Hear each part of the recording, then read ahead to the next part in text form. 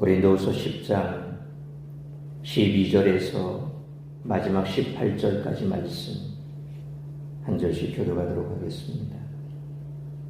우리는 자기를 칭찬하는 어떤 자와 더불어 감히 짝하며 비교할 수 없노라. 그러나 그들이 자기로서 자기를 헤아리고 자기로서 자기를 비교하니 지혜가 없도다.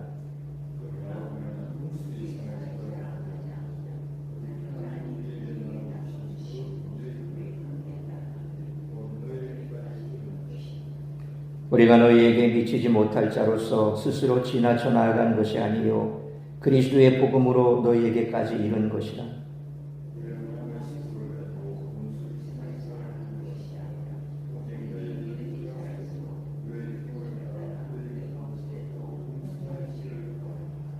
이는 남의 규범으로 이루어 놓은 것으로 자랑하지 아니하고 너희 지역을 넘어 복음을 전하려 함이라. 18절 같이 읽습니다. 옳다 인정함을 받는 자는 자기를 칭찬하는 자가 아니요 오직 주께서 칭찬하시는 자니라. 아멘. 바울처럼 우리에게도 주님의 인정만이 전부가 되어야 합니다. 이것이 우리의 기준이 될 때 우리는 물량주의적이고 성공주의적인 판단의 기준과 그 도전을 이겨낼 수 있습니다. 아무리 사람들에게 인정받는다 하더라도 주님께 인정받지 못한다면 우리의 사역은 실패할 수밖에 없습니다. 예수님도 사람의 인정을 위해 일하지 않으셨고 바울 역시 고린도 교인들에게 인정받기 위해 일하지 않았습니다. 만일 우리가 사람의 인정을 목표로 삼고 사역한다면 사람들이 만족할 만한 세상적 방식들을 사용하면 될 것입니다. 그러나 예수 그리스도를 위해 사는 사람들은 사람의 인정을 주님의 인정과 바꿀 수 없습니다. 우리에게는 주님의 인정보다 더 귀한 것이 없으며 이를 위해 우리는 세상의 방식이 아닌 주님의 방식을 따라야 합니다. 우리 자신이 이루는 일을 앞세울 것이 아니라 처음부터 끝까지 주님이 이루어 주신 일을 앞세우며 섬겨야 합니다. 이런 근본적 출발점이 확고할 때 우리는 나가서 다른 사람들의 사역을 존중할 수 있습니다. 어느 시대나 자기 유익을 위해 남의 수고를 가로채는 사람들이 많습니다. 세상 속에서는 이것이 일상적인 일이지만 이제는 교회 안에서도 드물지 않게 이런 일들이 일어나고 있습니다. 남이 개척한 사역지에 자기 이름표를 붙여버리는 사람들도 있고 전임 사역자의 수고를 인정하기보다는 깎아내리기 위해 애쓰는 사람들도 많습니다. 남의 수고를 인정하지 않을 뿐만 아니라 오히려 자기 것인 양 도용하는 이런 행위를 용납하지 않도록 먼저는 자신과 싸워야 합니다. 그리고 이런 풍토가 일반화되지 않도록 그리스도인인 우리들이 먼저 사회적으로 본을 보일 필요가 있는 줄 믿습니다. 사람들은 자기 PR을 잘해야 한다고 말합니다. 오늘날은 자기 PR 시대라고 합니다. 자기 PR 시대라는 것은 피할 것은 피하고 알릴 것은 알려라. 이게 오늘날 사람들의 모토인 것 같습니다. 그래서 어떻게 하든지 자기를 드러내야 합니다. 자기 치부는 감춰야 하고 또 자기 잘난 것은 드러내야 됩니다. 이건 정치판이나 혹은 사회 전반적으로 다 해당되는 겁니다. 그것이 유용하게 IT 산업이 얼마나 발달해 있습니까? 휴대폰이라고 하는 거의 들고 다니는 컴퓨터나 마찬가지 아닙니까? 검색하면 금방 무엇이든 다 알 수 있고 또 우리가 필요한 것들을 보내기만 하면 전 세계 어디든 다 보낼 수가 있습니다. 그래서 유튜브나 또 인스타그램 또 여러 가지 이런 SNS를 통해서 우리 자신을 알리려고 사람들은 참 무지애를 씁니다. 특별히 그 알리는 것들이 보면 대부분이 보면 자기 자신의 외모입니다. 그 외모가 세상 사람들에게 참 호감을 얻고 그러면 그게 또 돈벌이 수단이 됩니다. 이런 참 재미난 세상에 우리가 살고 있습니다. 결국 그 모든 저변에는 피할 것은 피하되 알릴 것은 알리는.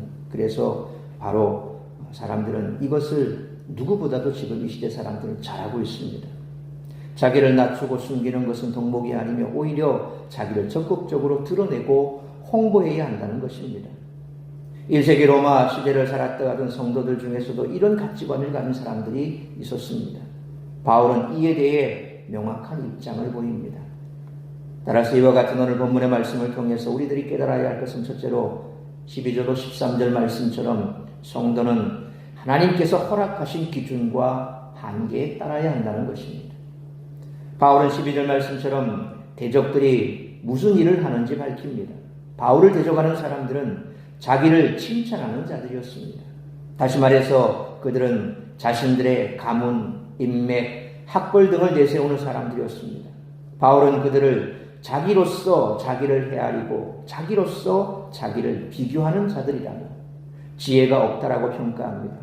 그러니까 자기가 만든 표준에 근거해 내가 바울보다 낫다라고 말하는 자들이었습니다. 그에 비해 바울과 그의 동력자들은 13절 말씀처럼 하나님이 나누어 주신 범위의 한계를 따라 사역했습니다.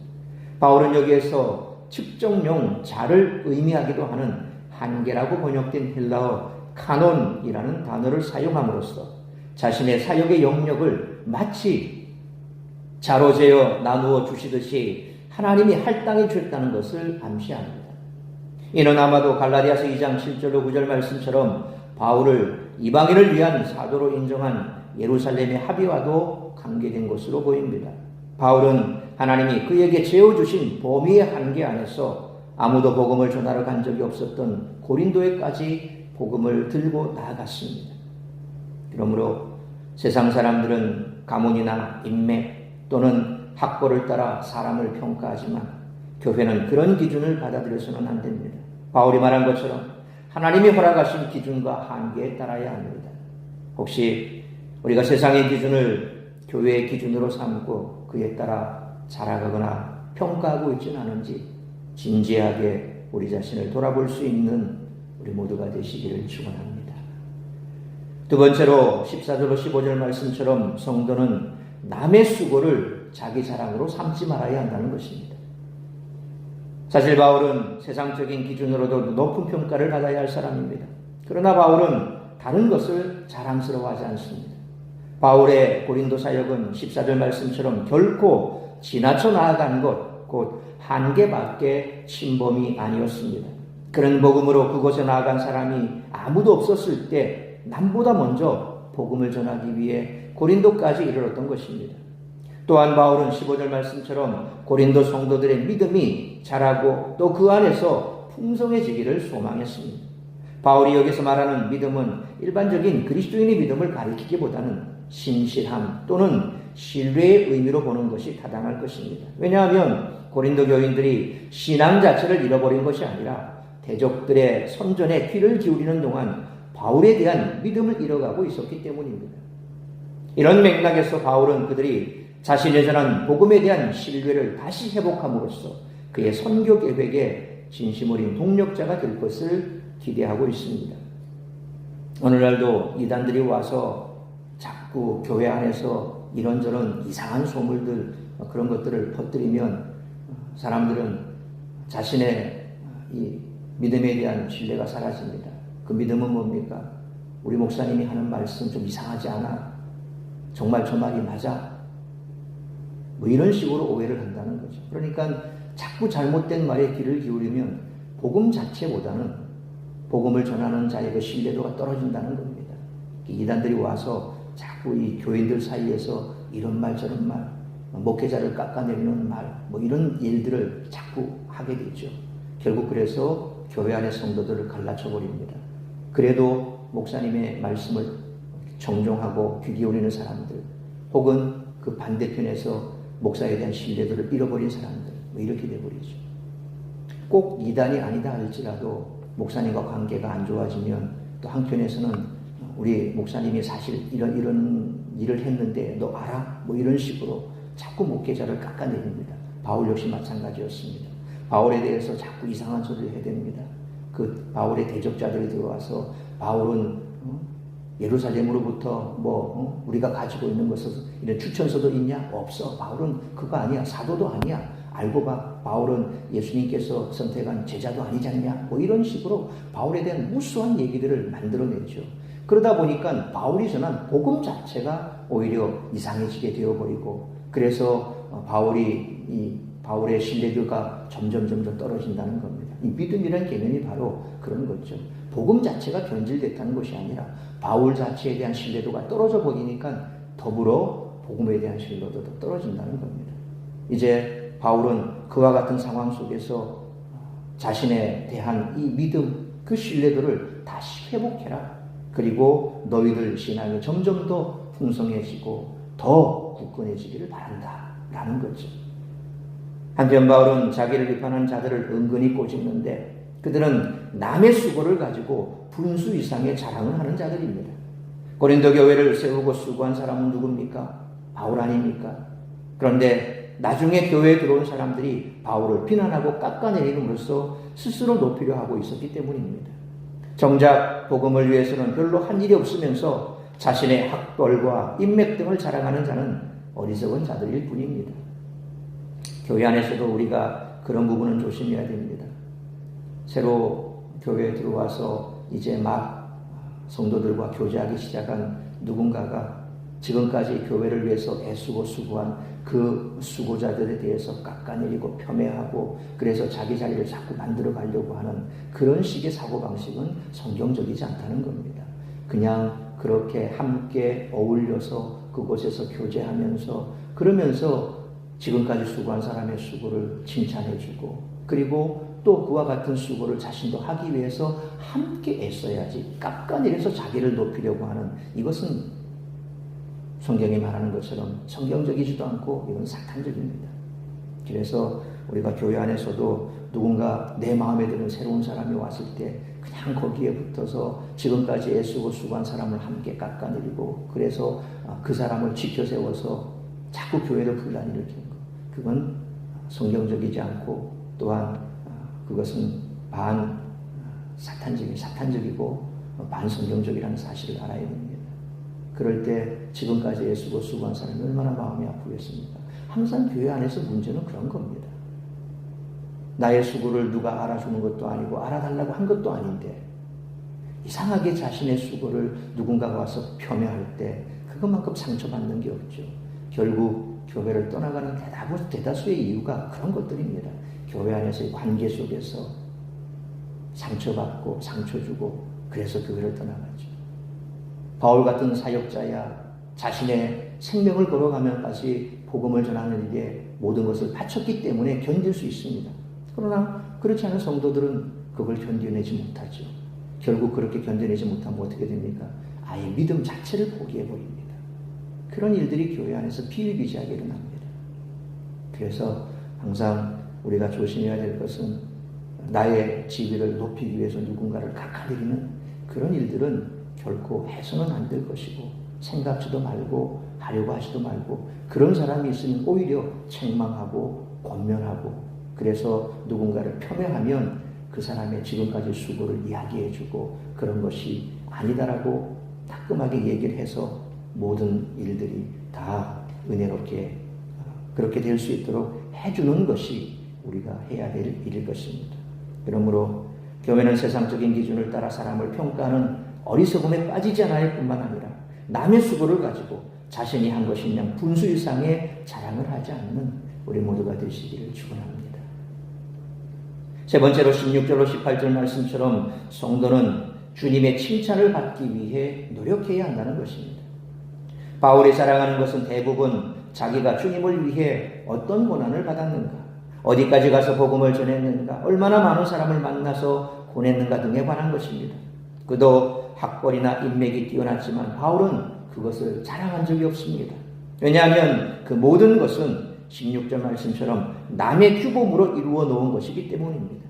어떤 사람이 좋은 학교를 나왔다는 말은 그 학교 졸업생 중에서 좋은 사람들이 많았다는 것일 뿐이지 그가 좋은 사람이라는 보장은 없다는 거죠. 훌륭한 사람과 친분이 있을 수도 있지만 훌륭한 사람과 친분이 있는 그 사람까지 훌륭하다는 보장은 없다는 겁니다. 그래서 바울은 17절 말씀처럼 자랑하는 자는 주 안에서 자랑하라고 일갈합니다. 그리고 18절 말씀처럼 자기를 칭찬하고 높이려 하지 말고 주님이 칭찬을 받으라고 권면합니다. 그러므로 우리는 교회 안팎에서 세상의 기준을 따라 자신을 높이려는 자가 되어서는 안 되며 주님의 칭찬을 받기 위해 노력하는 우리 모두가 되시기를 축원합니다. 사랑하는 성도 여러분, 교회가 어려움에 처하는 이유는 세상의 기준과 가치관이 들어오기 때문입니다. 교회가 세상의 부러움을 받고자 하고 거룩하고 신실한 사람보다 유명하고 재력 있는 사람을 좋아하면 생명의 본인이신 예수 그리스도로부터 멀어지기 때문에 쇠퇴할 수밖에 없습니다. 그러므로 우리의 사랑은 영혼을 구원하고 오직 십자가에 더 가까이 나아가는 것 외에는 없음을 다시금 기억하고 세상의 기준을 따라 자신을 높이려는 자가 되어서는 안 되며 주님의 칭찬을 받기 위해 노력하는 우리 모두가 되시기를 주님의 이름으로 축원합니다. 기도하겠습니다. 거룩하신 아버지 하나님, 은혜와 사랑을 감사합니다. 오늘도 새벽을 깨워 말씀으로 예배로 이 하루를 시작하게 하시니 감사합니다. 오늘 주신 말씀처럼 항상 우리가 이 땅 가운데서 교회 안에서나 교회 밖에서나 우리의 가치의 기준이 무엇인가에 따라서 우리의 존재 자체가, 우리의 정체성 자체가 바뀌게 됩니다. 세상의 기준을 따라서 판단하고 살아가는 사람은 아무리 내가 예수 믿는다고 그렇게 외쳐도 결국 그의 삶은 예수 그리스도의 향기가 나지 않을 것입니다. 우리의 가치 기준은 말씀이요, 또한 우리의 가치 기준은 바로 하나님께서 우리에게 주신 바 그리스도인이라고 하는 그것에 두어야 할 것입니다. 말씀의 기준을 두고 또 그 말씀을 판단 근거로 해서 우리가 살아간다면 분명 말하지 않아도 우리에게서는 그리스도의 향기가 나올 것입니다. 우리가 바라보는 시각, 듣는 것, 말하는 것, 그 모든 것이 바로 성경적이고 그리스도인적인 그런 사고를 가지고 살아간다면 교회 안에서도 분명 모든 것들이 달라질 것입니다. 그런데 교회 안에서조차도 세상적인 가치 기준으로 판단하고 말하고 뿐만 아니라 세상 사람들이 하고자 하는 그러한 일들을 서슴없이 교회 안에서도 하고 있는 그런 현실 때문에 교회는 분열이 일어나고 또 상처를 주고 상처를 받고 그래서 누군가는 실족되는 그러한 일들이 반복되는 것입니다. 오늘 다시 한번 이 말씀 가슴에 새기며 내가 열심으로 애를 쓰고 수고하는 것 사람의 칭찬을 받기 위함이 아니라 주님께서 나를 칭찬하실 것을 기대하고 하는 것임을 안다면 우리의 판단과 또 우리의 행동과 우리의 말이 분명 달라져야 할 것입니다. 오늘 말씀처럼 우리가 다시 한번 누군가를 판단하고 비판하는 그런 판단과 비판의 기준이 성경적이고 또한 우리가 행하고 수고하는 그 모든 것들이 주님의 칭찬을 받기 위함인 줄 안다면 우리의 교회가 분명 달라질 줄 믿습니다. 이런 교회, 이런 성도, 그와 같은 하나님께서 말씀하신 대로 하나님의 영광을 드러내는 이 땅의 모든 교회가 되게 하여 주옵시고 또한 주님의 참제자다운 그런 성도들로 가득한 교회가 될 수 있도록 은총 베풀어 주옵소서. 이제 내일부터 시작되는 추석 연휴 기간을 맞아 원근 각처로 흩어지는 성도들의 안전을 지켜주시고 추석 연휴를 맞았지만 여전히 삶의 무게로 지쳐있는 성도들이 있다면 우리 주님 위로하여 주옵시고 육신의 질병으로 인하여 통증으로 고통으로 밤마다 주님 앞에 간구하는 자들이 있다면 누구든지 주의 이름을 부르는 자는 구원을 얻으리라 말씀하셨기에 그들의 기도를 들으시고 육신의 질병을 치료하시고 회복시켜 주옵소서. 오늘도 나를 통하여 이루고자 하는 주님의 뜻이 무엇인지 그 뜻을 이루기 위해 이 아침 주님 앞에 기도하고 간구하며 나아가는 복된 시간 될 수 있기를 간절히 빌고 소원하오며 이 모든 말씀 우리 주 예수 그리스도의 이름으로 기도하옵나이다. 아멘.